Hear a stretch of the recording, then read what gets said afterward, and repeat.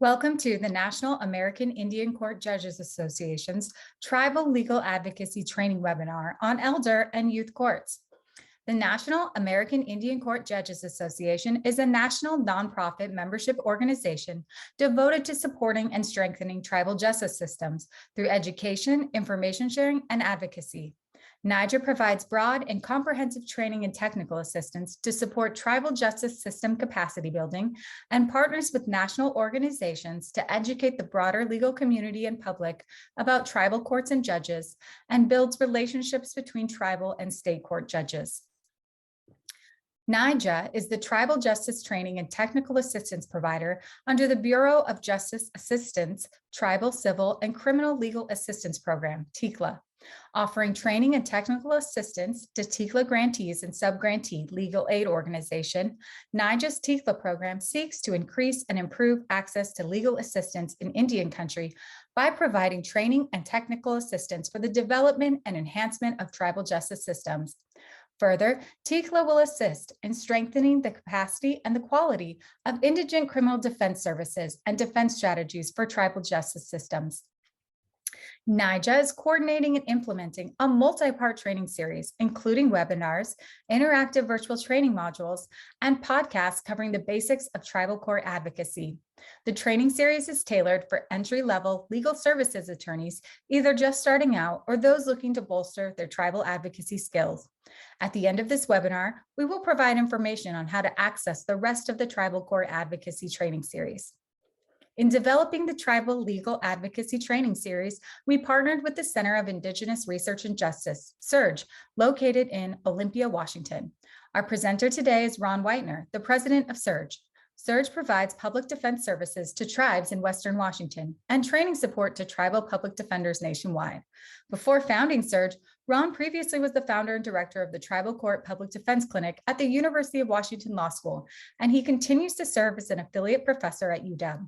In 2011, Ron was named a champion of change by President Barack Obama for his work supporting and encouraging public defense in tribal courts.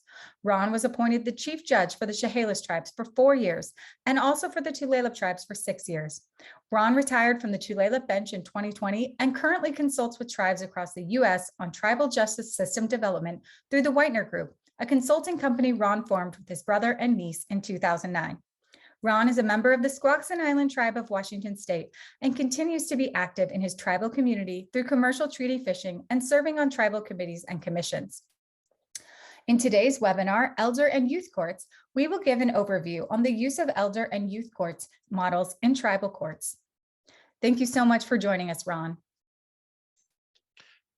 So this is just a little bit of an overview of a type of court that we see, often a diversion court in tribal courts, as well as state courts, especially the youth courts in state courts. But these are some trends that have been used over the last 10 years that are a little bit part of the restorative justice movement. But we just want to discuss how elders and youth are used in court systems today, usually for youth.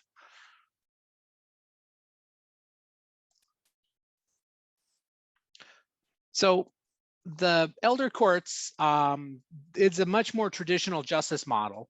We see in Indigenous communities the use of elders a lot in decision making and dispute resolution because they hold a more respected role in the community, having a lot of life experience. We see elders often being drawn into these to be able to use their experience to try to settle issues that are disturbing the community. And so they're a very traditional justice model. Youth courts are a little newer. We don't see in traditional tribal courts as much. It's sort of a concept of a youth court, but we do see them being adopted by tribes. But they did come out of the state courts as a sort of restorative method to try to get more engagement by youth when the youth are drawn into the court through a delinquency or a truancy type of case. They're not that new. I may have said they're new, but they're really not that new. When I started looking at them, sort of the history of them, we see that youth courts have existed for over 50 years. So they're a little bit of a established model. but they tend to be used in a more narrow area. So we'll talk about both. So the goal of both are to really be a court to where it's really designed for new offenders, younger, either juveniles or younger adults is the model that we mostly see for elder and youth courts. They're designed to bring elders. Elders are courts bring tradition and community experience into the justice systems, while also being an authority for the young offenders to take responsibility for their actions, to take accountability and make amends. Whereas youth courts use peers to require peers to take responsibility and take accountability and make amends, with the thought that a sort of a youth hearing from their true peers that what they did is improper and they need to make amends, that you'll get more engagement from a youth than if they hear it from an adult. So let's just talk first about elders courts. So what we see with these courts is they're not usually the primary court. They're a diversion. So you have a criminal system or a juvenile delinquency system or a truancy system where the person becomes court involved, is charged with a delinquency or with a crime. And then if they fit a certain series of criteria, usually related to the type of crime and their criminal history, they'll then be diverted to the other court. Often these courts require an admission of guilt, where the person basically admits that they did the underlying charge, and then that admission is held basically by the main court, and then they're diverted over into the other court to work with that court. And if they do everything that that court wants them to do, then often the charge is dismissed. So it's an incentive for people to be able to get their charges off their record. Because of that, usually you have to earn your way into the elder court or the youth court. And so those are usually reserved for non-violent youth or adults. And often if you're an adult, a lot of times what we see as eligibility is that it's really for a younger adult. So it's designed for someone who's, between the ages of 18 and like 20, 25, 26 is what we often see. And usually no violence is often a requirement for eligibility, even if there's not really evidence that the person going into the court is generally violent. Some places what we'll often see is eligibility requirements that the crime or the delinquency can't involve actual violence, but not always. So why do courts, tribal courts, use elder panels? What we see is the benefit of it is a lot. One is the elders will often know the participant or know about the participant. Some places where tribes are a little different. In some places it's like, well, we want the judge to not know anything about anybody. There's sort of this completely neutral referee. And in an elder court, that's not usually the goal. The goal is for really to use the elder's familiarity with it. Now, we don't necessarily mean that the elder, can be the person's father or mother or aunt and uncle, but they may still be related to them. In some places, pretty closely related to them. The goal is that they know them and they can individualize the system and the process to the person that's in front of them. They often will know the person in front of them. They'll know about their family's history because they're elders. They'll have history with their parents or with their grandparents, and they can bring their stories and experience into the process. And they can speak about that. They can talk about the history of the tribe and the participants' place in the tribe's history. They can talk about the individual in front of them's family history, to talk to them about who they're related to and tell them stories about when they've got ancestors, for instance, who are in similar situations that were able to overcome and become important members of the community. They can bring their own stories to bear. If they've overcome adversity, if they had a substance abuse problem that they were able to handle and become a productive and important member of the community, they can bring all of those life experiences to bear. They can also bring their culture to bear because they've had a lifetime in the tribal community. And so they have a deep understanding of the tribe's culture, history, and those things can bring that in. They also knowledgeable about what's going on at the tribe, so they can use culturally relevant community service. They know what kind of needs there are. It can direct people to those needs, and they can require the participant that's in front of them to attend events that are going on at the tribe. So training and process. These are, we see kind of a variety. Some are more structured than others. One that I'm most familiar with is the Tulalip Elders Panel. The Tulalip Elders Panel does not hear juvenile cases. It only hears young adult cases. And generally, they have to be first-time offenders. They have to be not sort of in the system a lot to be able to do it. They do have, it is a diversion, so they have to agree to it. They can't be forced into Elders Panel. But they can agree to the agreement to go to Elders Panel. And then if they're successful, their case would be dismissed.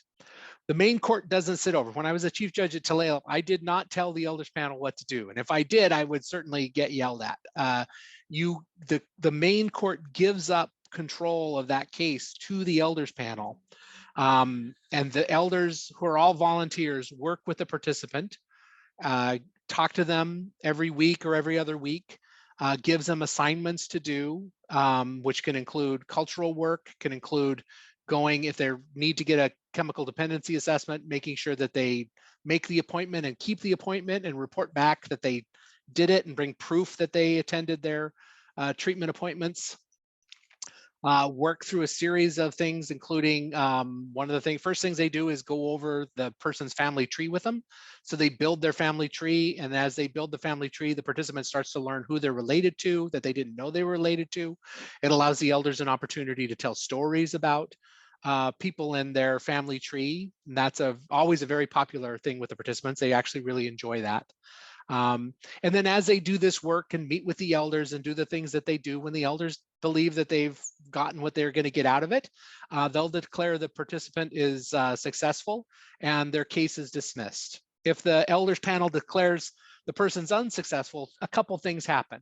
One, they can go back to the main court to get yelled at by the judge there for not doing what the elders told them to do, and sort of say, well, if you're not successful here, I'm going to sentence you to jail, and then if the elders are willing, I would be able to send the person back to the elders for a second try if the person wanted to. If they didn't want to, or the elders believed that they just didn't engage at all and had no interest, and because that sometimes happens, somebody agrees to elders but doesn't really want to do it and then doesn't do it and just never shows up or anything. If they've kind of burned their bridge with the Elders Panel will declare them unsuccessful and don't want to take them back again for a second try because they made no effort in the first try. Then it goes to the main court and the conviction is entered against them and they move to sentencing. None of that is written at Tulalip. There's no handbook, there's no policies and procedures. This is just, it's only in the diversion agreement that the person signs, but it's very successful. Sometimes people are like, well, it feels a little uncontrolled and unregulated, but we have actually really good success for people that go to the elders and finish the Elders Panel. It is actually really rare we see them again in the court. They have a really high success rate if someone goes through the process. And we usually don't see a lot of recidivism in someone who finishes Elders Panel. Some places are more structured. So there's elders courts that use a handbook, may be guided by a facilitator or a coordinator, and may be staffed by a probation department. So it can range from the Tulalip model, which is less structured, to a much more structured elders court, which can work as well. Youth courts are a lot of times similar.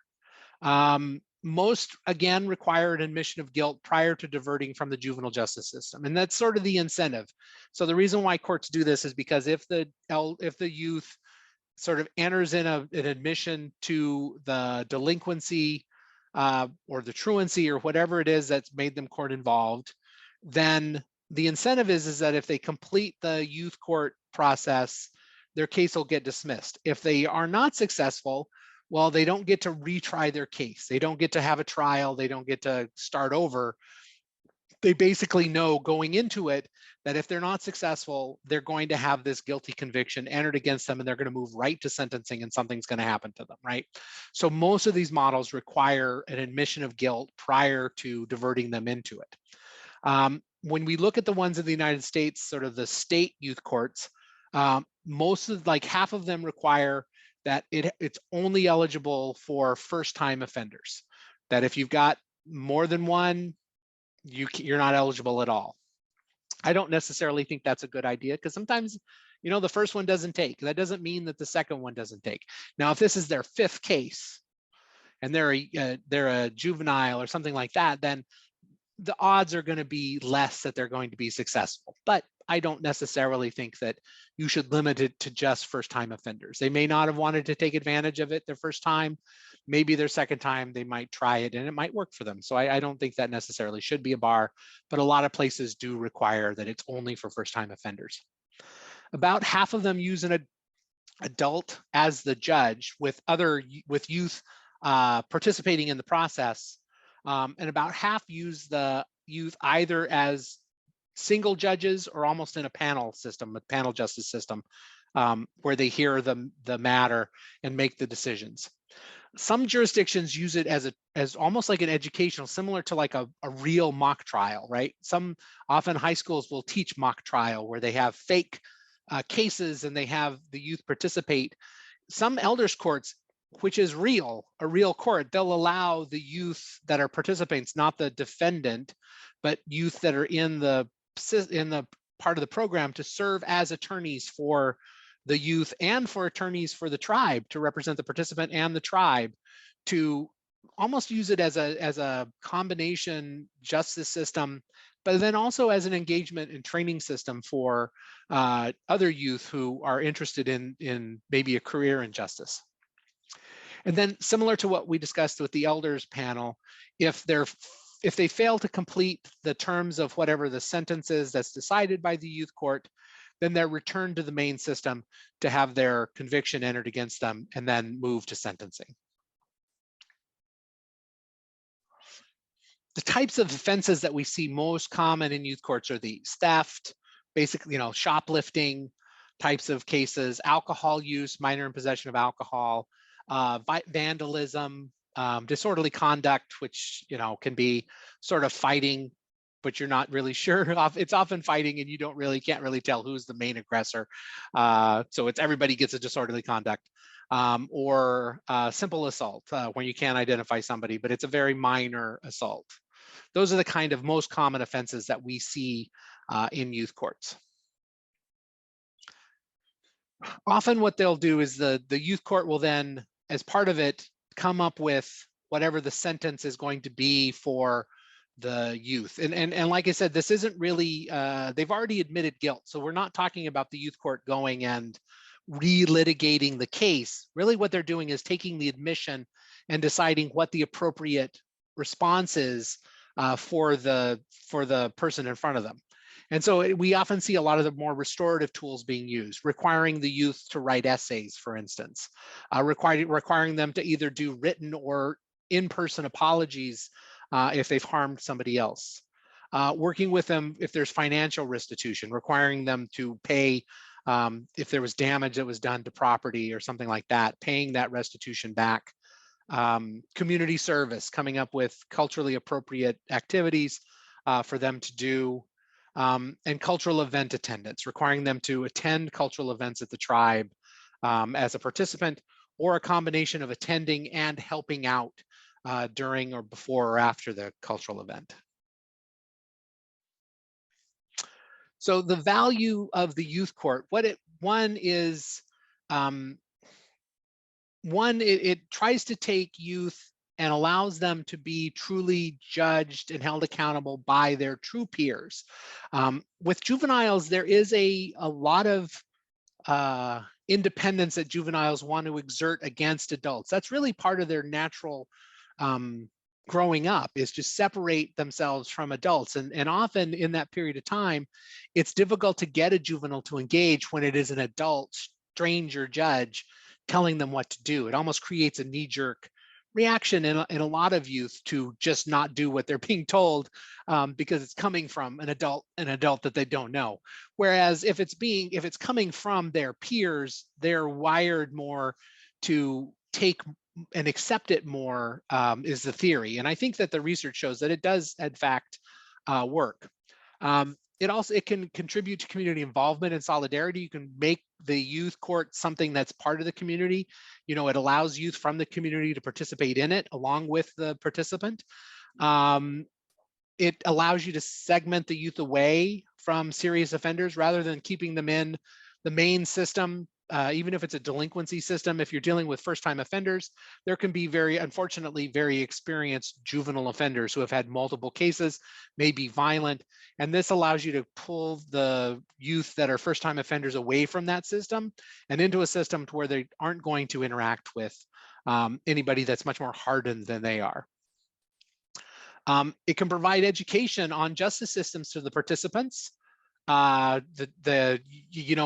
teaches the participant who's there because of committing a delinquent act, for instance, just as much as it teaches the other youth that are involved. You have youth, you can train youth to sit as judges, to train them to be sort of advocates for people, even though they're not proving or disproving guilt, but they're there to advocate. You can have somebody who's there to work with and argue for someone who maybe the participant isn't as comfortable making arguments. You can have a youth sort of act as their spokesperson. And the research on it finds that it works for participants, but it also works for the other youth, that it increases their critical thinking skills of everybody involved, including the defendant juvenile. So it can really have a lot of great effects all the way across the board for everybody involved. So if a tribe wants to look at developing a youth and elder court, these are sort of, from my experience, things that they should consider. One is you've got to identify your stakeholders. Any system change like this in a court, it's often becomes sort of somebody's project, right? They want to do it. They become the engine that's pushing everything forward, which is great. But you've got to make sure you have buy-in from anybody that you're going to need to rely on to work in that new initiative, right?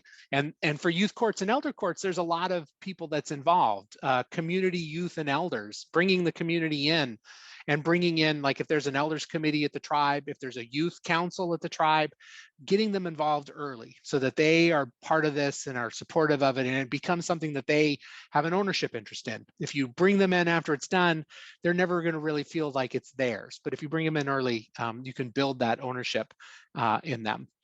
Your course are going to have agreement by the judges. These things have to be signed off on by the judges. The judges in the main system have to be comfortable sending people to these systems. So of course, you need to bring the judges involved. For these kind of systems, you're going to need help probably from the juvenile and the adult probation, depending on if you're doing juveniles and or adults, because they're going to act as the oversight. So you've got your youth court, you've got your elders panel, but they're not going to be the ones that are really making sure that the person completes what they're agreeing to do in the process. That's going to fall to the tribe's probation staff, and making sure they're involved so that they know what they're doing and what their role is, and making sure that they have the capacity to be able to do that is very important. Prosecutors are important to bring in because usually in most systems, the prosecutor is the one that makes the offer to the youth or to the young adult to divert into the elders court or the youth court. So making sure that they understand it, are involved, and know what the process is, and that they're comfortable doing it. Defenders, you need to bring them in because they're the ones that are going to be counseling their client one way or the other. And if you've got a public defender who hates the youth court or the elders court, then they will chill participation. So making sure that the defenders are involved and hopefully become comfortable with it works very well as well. And they can also be give you a lot of information because they're the ones that are talking to their client. They won't tell you what their client said, but if you're having trouble getting people to buy in, but the defenders may know. So one of the things that sometimes the defenders would be able to tell us at Tulalip is if the there's this one thing that has gotten out that people don't like, and we can give that feedback. They can give that feedback to the elders panel, and then or the youth court, and they can decide if they want to address this concern that may be chilling people's willingness to do the diversion in the first place. Law enforcement, making sure that law enforcement's involved. Law enforcement will be could be a proponent of it and encourage people that they're citing to look at the youth court or making recommendations. Often they know a lot about the people that are in the court, and sometimes, you know, law enforcement officers can be the best advocates for people, saying, hey, you know, I know this person I think would be really good, and they can sort of lobby like the prosecutor to give offers to people that law enforcement really believes would benefit from a youth court or an elders court. School officials is good to bring involved, especially if these, if like a youth court is going to, or an elders panel is going to deal with truancy issues. I think these things work really well with truancy. You know, truancy, you want the kids to engage, and there's a lot of research that shows that if you throw them into just a standard truancy system where everybody's yelling at them, and especially if you're throwing kids in detention, that it actually decreases the likelihood that they're going to engage with education. And so often what the research shows that if you did nothing, there's the kids has a higher likelihood of going back to school than if you intervene. You don't want your system to make it less likely your kids are going to go to school. So bringing school officials and looking at these alternatives to a more adversarial system, it's shown to work better. And so if you're going to do truancy, you'll need to have school official involvement so that there's good information, and making sure that the court will comply with school regulations and school and laws that the school is bound by. Having that information and involvement is good. They can also often participate in it and help, especially with the training and things. You see sometimes youth courts partnering with local schools to where kids get credit for participating in a youth court. So there's lots of opportunities and good reasons why you would want to bring school officials in if you're going to be dealing with especially youth courts. Existing elder and youth organizations, if you've got an elders, like I said, an elders community association or an elders committee, bringing them in. If you've got a youth council, bringing them in. And then trying to identify anybody who's going to be opposed to it. If there's going to be someone who really doesn't like the idea, bring them in and try to convince them, at least hear their and listen to their reasons why they don't think it would work. Sometimes, you know, often bringing people who are opposed to an initiative in is way more successful than trying to ignore them, because often they will not be ignored. So trying to figure out who doesn't want it and why, to see if you can get it and overcome those concerns, is important. This just helps the system. It just helps. I've seen a lot of, I shouldn't say a lot, I've seen several initiatives that have failed because there wasn't any outreach and stakeholder recruiting.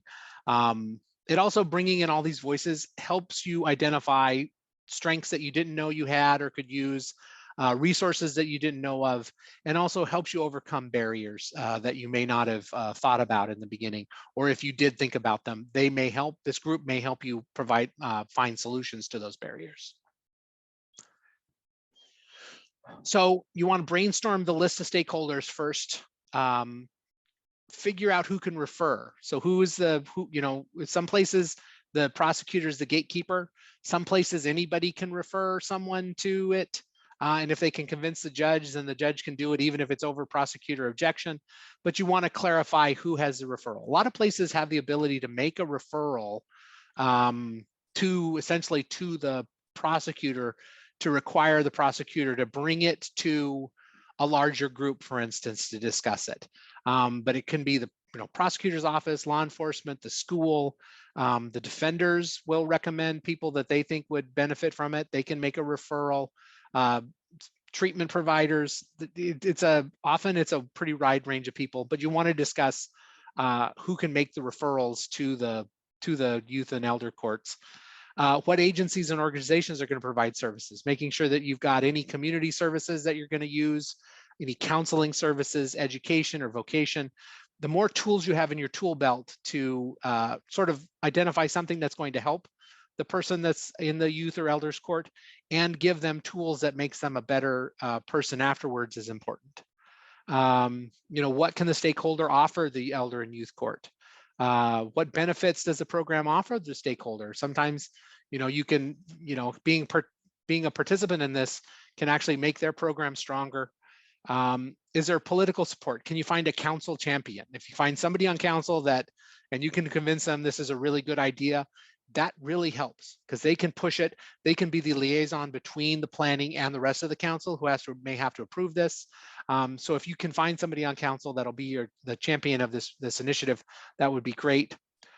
Figuring out who might be likely to oppose it and working out toward trying to get their buy-in, and then who can provide volunteers to be able to serve on these.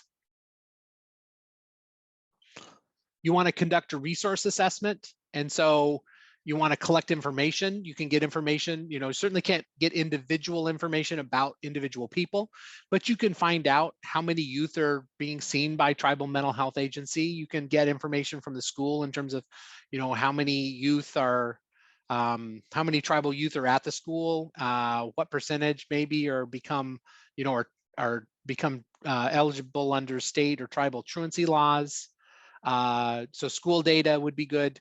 Law enforcement records in terms of like how many youth are cited a year and for what, so you can do an assessment of the kinds of cases you'd be hearing.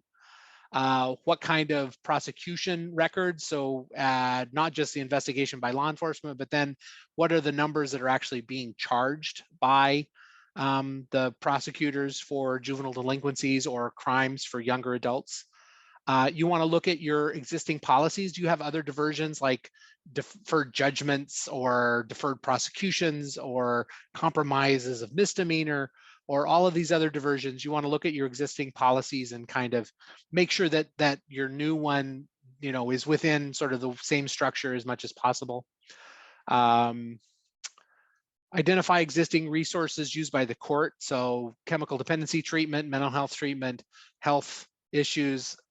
Looking at what other resources are available in tribal social services departments. Often we see that there are programs and opportunities there that we don't know about. So much in tribal country is grant funded that you don't always know what your social services department may have funding for at the time. So having a system to where you're constantly, at least once a year, figuring out what services are available or what services are ending or what services might become available in the future, making sure you know all the tools that you have, what are coming, what are existing, and what are disappearing, so that you can apply those. And then private resources. There's lots of private nonprofits that provide services that you could use for these as well. You also want to develop community support, conducting community talking circles to sort of explain the initiative and be able to answer any questions that people have, so that the community, this doesn't come as a surprise to them, and the community feels that it's had an opportunity to be able to provide comment to this initiative. And you can also find volunteers when you do that as well. You want to conduct meetings of your stakeholders to brainstorm your mission, your goals and objectives, essentially to come up with a strategic plan for implementing this program. You want to focus on what issues you really are trying to address. Are there priorities in the community in terms of certain types of activities juveniles or young adults are engaging in that you want to focus on? Trying to determine what you can realistically address. It could be that you have a priority, but you don't have the resources to do it. So doing it through a youth court may not work, or doing it through an elders court may not work if you don't have the resources that you actually need. So it may be important to start developing those resources before you actually start moving toward creating the court. Trying to differentiate between long-term and short-term goals, looking at what's has the most impact and is the most doable, because everything you could do is going to have how much work is it and how much impact is it. What you want to do is identify those things that have the highest impact and are most doable and get those things done in the short term, and then identify what's going to take longer to do and make sure those are assigned and that you have timelines for those. And then put your mission, goals, and objectives in writing. And start developing your mission statement, and putting in what your plan is, what your goals are, who's going to do it, and who's going to do everything by when. Then developing your action plan, specify the tasks to accomplish your goals, assign them, and schedule target due dates, and then identify resources that will help you accomplish all of these tasks. Develop positive work relationships. Again, this is part of the stakeholder engagement. Tribal, state, and private agencies and organizations, really working to develop, don't just meet with them once, but keep them involved and develop a relationship with them. Learn what services that they can provide, get to know their staff so that you can have somebody to call if you have a question or you need to get some information, and also respect their needs and restraints. There's things, sometimes there's things that they really would like to do that they just don't have the capacity to do. You would be great to be able to have, a particular organization become involved in your youth court, for instance, but they don't have enough funding to take on something new. You'll have to respect that and understand that, and you might be able to help them with it. You never know. You need to develop agreements with your partners. Whether this is a youth court or an elders court or a healing to wellness court, you want to make sure that everybody is on the same page about what their responsibilities are going to be, and they can sign off on. Often you'll see MOUs being used to develop a healing to wellness court or a youth court or an elders court, where you put down in writing who's going to do what and how often they're going to do it and when they're going to show up and all of those things, and so that it's memorialized, so that if you don't have a situation where you work with one person from your chemical dependency program and they're the ones that work in the youth court, and then they leave and there's nobody else there and you don't have anything in writing, and then there's not any, the agency doesn't look at it. They look at it as an individual responsibility of the person who left, not as an agency responsibility. So using these MOUs, memorandums of understanding between the court and the service providers, are very, very helpful. You've got to determine if there's going to be any increased cost. If you can't actually find payment for chemical dependency assessments and drug tests and things like that, any system, whether it's a probation system or a youth court, you're not going to be able to do it if you can't afford it. Making sure that the court understands what treatment and referral criteria are for these services. You don't want to be sending people to mental health. This is something that as a tribal judge, I was guilty of until I was schooled a little. I was sort of sending everybody to mental health, chemical dependency and mental health. Then I got the mental health person was like, Judge, the problem is that usually you don't do mental health if you're doing chemical dependency first. You do the chemical dependency first, you get them stabilized, and then you make the referral to mental health. But when you make the referral and send somebody to us, we have to tell them, well, come back to us later when you get further in your chemical dependency. So understanding the way all of these different treatment providers work together and sort of time where the services are it's important for your court to know, so that you're not wasting people's time referring people to services that they're really not eligible for. Making sure you have a process for determining when someone is successful and that their program can end because they were successful, and also what constitutes an unsuccessful participant and when you would terminate them from the youth court or the elders court. How often you're getting together to talk, and what type of communication. Is the team getting together weekly? Is it getting together monthly? Do you have once a year full day sort of planning retreat to look at changes to your policies and procedures and things like that? Making sure that that's, having a plan up front is good. Making sure that you've got information sharing down. Sometimes you need to execute different kinds of agreements to conform to law for information sharing, and making sure you have all of that done. Making sure that everybody understands what's confidential and what's not. And then periodically reviewing the relationships, meeting with the other participants in the court who are providing the service in your youth court or your elders court, to make sure that that relationship continues to be strong. And if there's things that needs to be done to strengthen it, to go ahead and be able to do that. Then there's opportunities to partner on other things. Once you do this and start working with these other agencies, you'll find more opportunities. So mutual training opportunities, joint staff meetings, having open houses. There's lots of opportunities to expand beyond just the particular court diversion that you're doing. And then it develops an opportunity for non-tribal partners who you've brought into this to develop a relationship with the tribal community, to learn about the community. That makes them more culturally accomplished and competent, as well as opening services to the community that the community may not know it had access to. You want to be able to document your success, whether it's a youth court, an elders court, healing to wellness court, doesn't matter. If you want to be able to keep getting funding for it, you need to be able to show that it works. And so you need to document your cases and track your cases to make sure that you can show if there is positive outcomes, to be able to show what those positive outcomes are. You want to conduct evaluation. You want to do it of the staff, you want to do it of the stakeholders, and you want to do it of the participants, sort of those three groups. Then you want to take those data and then compare them to the regular court process outcomes. At Tulalip, for our Healing to Wellness Court, for instance, and our elders panel, we could track it because we kept track of who was successful, and then go back and look if Johnny Smith completed elders. Well, did Johnny Smith have more cases filed against him down the road? And then you can compare that to somebody who was charged with their first offense that didn't go to elders, and then see how many cases they've been, and do that for everybody. And then you can start to get a feel for whether or not this process actually has better outcomes than your mainstream juvenile or adult criminal system. And then if you've got good outcomes, hopefully you've got good outcomes. And if you've got good outcomes, then it makes it much more easier for you to justify continued support and funding for your elders court or your youth court. And then you can use those outcomes, those positive outcomes, to educate the community on the benefit of having these alternatives to the main system. And then having that community support means that you're more likely to continue to have tribal council support for your program, so that if there is a funding gap or something, that hopefully they'll step in to keep it going until you're able to access another grant or something else. Phew. So that's a lot of advice. Thank you so much, Ron. Yes, that was quite a lot to digest, but I hope that our listeners find it extremely informative and helpful.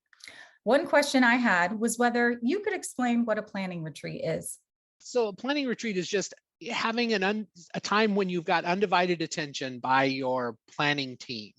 You know, when you try to jam it into an hour this week and an hour next week, people forget from week to week. People are worried about what they're doing after your 1 hour meeting is over, or they're worrying about what happened at the meeting just prior. It's just difficult to make headway when you're trying to plan something like this. So what I've found in the ones that I've worked in is having a 2-day, 1-day, or 3-day planning retreat where everybody knows that they're there for one thing, to plan for this initiative. It just makes it easier for you to make a lot of headway in a fairly short amount of time. So if you're able to do it, I really recommend that you are able to segment off, some dedicated, nice, big, full day blocks of time to be able to do this kind of planning. Thank you. You mentioned that you were a practicing judge at Tulalip and that the Tulalip Elders panel was independent from your own decision-making. Did the Elders panel ever make a decision that was surprising or that you didn't agree upon? Oh, I mean, I think that I can't really think of any time to where I was like, I can't believe that they did what they did, right? No, it usually made sense. The things that they had them do always made sense. They didn't do things that were weird. Sometimes the elders were a little more hard line on things, and to where it's like, if one of the things they often wanted to do was, if they tried and tried and tried, they would send somebody back and say, I would like this person to go to jail for a day or 2 days, and then give them back to us. And some people got heartburn with that. And sometimes I think the defenders would say, well, you could end up going to jail if you make the elders mad, and things like that. And so, I mean, I did sometimes would discuss with the elders that maybe having more options than just, a day in jail, just to think about it, but I didn't mandate that they do it. And if they recommended somebody to come back, and there was no point to where they sent somebody back and said, we really think this person needs a night in jail or 2 nights in jail, that I really disagreed, that, and then there's sort of this argument that, well, if they had not gone to elders and just did probation, well, they wouldn't have done 2 days. It's like, well, but if they had gone to probation and had not done the things that probation told them to do, or I told them to do in the sentencing order, they probably would have gone to jail for a day or 2 days. So it really wasn't that unusual. So there, not mostly what it was is just sort of exploring more tools that the elders panel could use to make sure that they knew that they had those in their tool belt and if they could use them if they wanted. But other than that, I really didn't ever have a situation where I really disagreed with anything that they recommended or did. Thank you. And the last question I have is for tribal courts who are just beginning to start their juvenile jurisdiction. Do you think the youth court model is a good model for courts who are wanting to get into truancy or juvenile delinquency and start a program in their court? I don't know. I mean, I think you could build it at the same time. You still need your main model, right? I mean, these always are coming out of a main model. I haven't seen a situation where you have just a youth court as your juvenile delinquency system.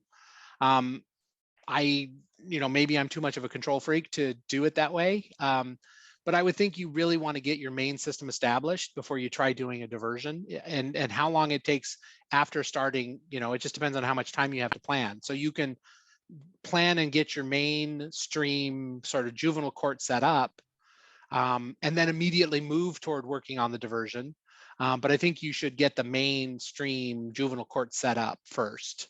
And then when everybody has enough gas to take on this new initiative, as soon as you can, go ahead and do it. But I think I think it would be difficult to do it all at once. Because that's a lot of work.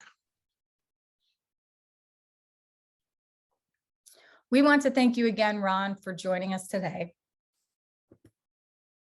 If you have any questions about this webinar, please email us at info@NAICJA.org with the subject line as the title of the webinar, Elder and Youth Courts. You can access the rest of the Tribal Legal Advocacy Training Series at www.NAICJA.org and through links shared on our social media on Facebook and Instagram. Thank you so much for joining us today.